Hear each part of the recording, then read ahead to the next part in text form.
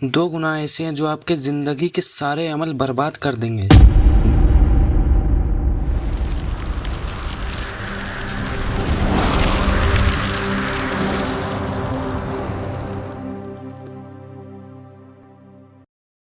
दोस्तों, शिर्क वो गुनाह है जिसके सबब पिछले कई सारी उम्मतें हलाक कर दी गईं और इस्लाम में सबसे बड़ा गुनाह शिर्क है।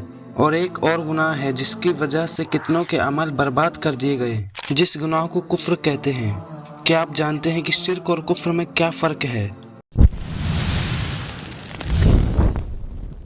पहले ये जान लीजिए कि शिर्क कहते किसको हैं। तो कोई शख्स अल्लाह ताला की ज़ात या सिफ़ात में किसी को शरीक ठहराए यानी शामिल करे तो उसे शिर्क कहते हैं, और ऐसा करने वाला शख्स काफिर और इस्लाम से खारिज हो जाएगा।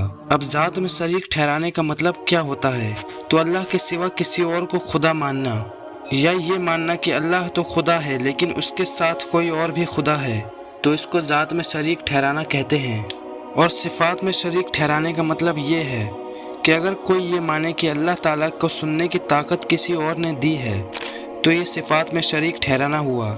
इसी तरह कोई ये माने कि इंसानों को सुनने की ताकत अल्लाह ने नहीं दी बल्कि इंसानों के पास खुद से है, तो ऐसा अकीदा रखना भी शिर्क है। जबकि सही अकीदा ये रखना चाहिए कि अल्लाह एक है, उसके सिवा कोई माबूद नहीं, वह इबादत के लायक है और वो बेनियाज है, और इंसान बल्कि तमाम जहानों को उसने ही बनाया है और उसके बनाने से जहान बने हैं। इससे पहले कुछ भी नहीं था और अल्लाह की ज़ात हमेशा से है और हमेशा रहेगी।